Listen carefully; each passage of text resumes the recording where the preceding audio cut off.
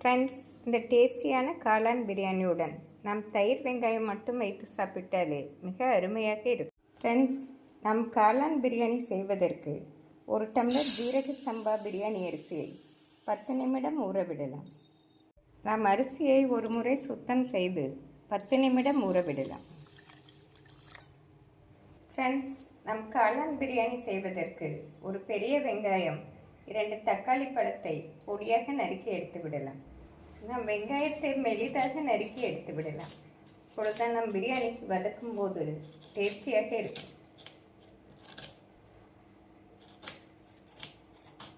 நாம் வெங்காயத்தை இந்த அளவு நறுக்கிய பின் தக்காளி பழத்தை பொடியாக நறுக்கி எடுத்து விடலாம். இந்த அளவு தக்காளி பழத்தை நறுக்கிய பின் நாம் காளானை நறுக்கி விடலாம்.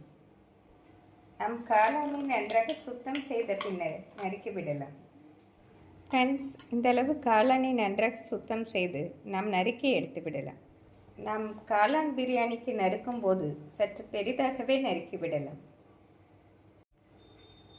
அப்பொழுதுதான் டேஸ்டியாக இருக்கும். ஃப்ரெண்ட்ஸ், இந்த அளவு காளானை நறுக்கிய பின் நாம் குக்கரில் தாளித்து விடலாம். ஃப்ரெண்ட்ஸ், நாம் இண்டக்ஷன் அடுப்பில் செய்வதால் பிரியாணி மிக விரைவாக ரெடியாகிவிடும். நாம் குக்கரில் 3 ஸ்பூன் நெய் சேர்த்து விடலாம். நாம் நெய் சேர்த்த பின் சிறிது எண்ணெயும் சேர்த்து விடலாம்.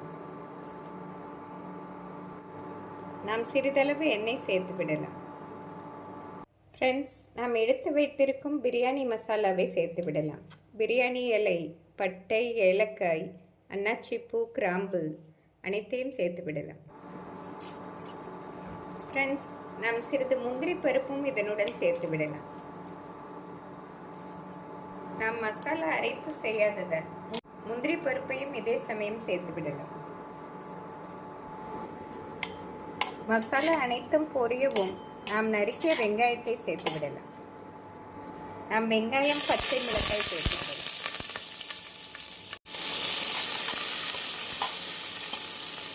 வெங்காயம் 1 நிமிடம் நன்றாக வதங்கவும் இஞ்சி பூண்டு விழுது சேர்த்து விடலாம். நாம் இந்த சமயம் 1 ஸ்பூன் இஞ்சி பூண்டு விழுது சேர்த்து விடலாம். இஞ்சி பூண்டு விழுது பச்சை வாடை போகும் வரை நாம் நன்றாக வதக்க வேண்டும்.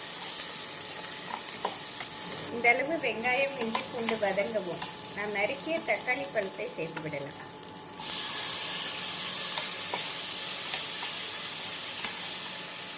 ஃப்ரெண்ட்ஸ், இந்த அளவு வெங்காயம், தக்காளி வதங்கி வரவும் நாம் நறுக்கிய காளானை சேர்த்து விடலாம். நாம் காளான் சேர்த்து 1 நிமிடம் நன்றாக வதக்க வேண்டும். நாம் வெங்காயம், தக்காளியுடன் நன்றாக மிக்ஸ் ஆகும் வரை வதக்கிய பின்னர் மசாலாக்களை சேர்த்து விடலாம். நாம் 1 ஸ்பூன் மஞ்சள் பொடி, 2 ஸ்பூன் குழம்பு மசால் பொடி, 1 ஸ்பூன் கரம் மசாலா பொடி. நாம் மசாலாக்களை நன்றாக வெங்காயம், காளானுடன் மிக்ஸ் செய்ய வேண்டும். 1 நிமிடம் நன்றாக மிக்ஸ் செய்ய வேண்டும். இந்த அளவு காளான் வதங்கவும் நாம் 2 ஸ்பூன் தயிர் சேர்த்து விடலாம். நாம் தயிர் சேர்ப்பதால் காளான் பிரியாணி மிக டேஸ்டியாக இருக்கும். நாம் மல்லி இலை, புதினா இலை சேர்த்து விடலாம். நாம் மல்லி, புதினா சேர்த்து நன்றாக மிக்ஸ் செய்து 1 நிமிடம் சென்ற பின் பிரியாணி அரிசியை சேர்த்து விடலாம். ஃப்ரெண்ட்ஸ், நாம் 10 நிமிடம் ஊற வைத்த பிரியாணி அரிசியை சேர்த்து விடலாம்.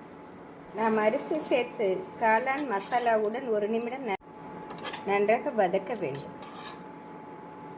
காளானிலே தண்ணீர் விட்டு வருவதால் நாம் தண்ணீர் சற்று குறைவாகவே ஊற்றலாம்.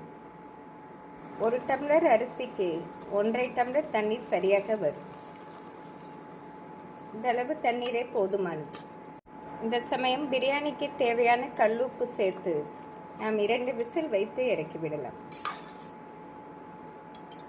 ஃப்ரெண்ட்ஸ், இண்டக்ஷன் அடுப்பிற்கென்று தனியாக பாத்திரம், குக்கர் விற்பனையாகிறது. நாம் அதே போல் பாத்திரங்களையே உபயோகப்படுத்த வேண்டும். 2 விசில் வைத்து எடுத்து விடலாம். நாம் கேஸ் அடுப்பில் சமைப்பது போலவே தான் இண்டக்ஷன் அடுப்பிலும் அருமையாக சமைக்கலாம். நாம் ப்ரெஷர் ரிலீஸ் ஆகவும் குக்கரை திறந்து விடலாம். காளான் பிரியாணி அருமையாக ரெடி. நாம் 2 விசில் வைத்தோம் என்றாலே அருமையாக ரெடியாகிவிடும். நாம் இந்த சமயம் 2 ஸ்பூன் லெமன் ஜூஸ் ஊற்றிவிடலாம். நாம் லெமன் ஜூஸ் சேர்த்து நன்றாக மிக்ஸ் செய்து வேறு பாத்திரத்தில் மாற்றிவிடலாம். ஃப்ரெண்ட்ஸ், காளான் பிரியாணி அருமையாக ரெடியாகிவிட்டது. நாம் இதை ஒரு 10 நிமிடத்திலே செய்து விடலாம். இப்படி நாம் செய்தோம் என்றால் மட்டன் பிரியாணி போலவே மிக அருமையாக இருக்கும். ஃப்ரெண்ட்ஸ், இந்த டேஸ்டியான காளான் பிரியாணியுடன் நாம் தயிர் வெங்காயம் மட்டும் வைத்து சாப்பிட்டாலே மிக அருமையாக இருக்கும். இது குழந்தைகளுக்கு லஞ்ச் பாக்ஸ் கொடுத்து விட்டாலும் விரும்பி சாப்பிடுவார்கள்.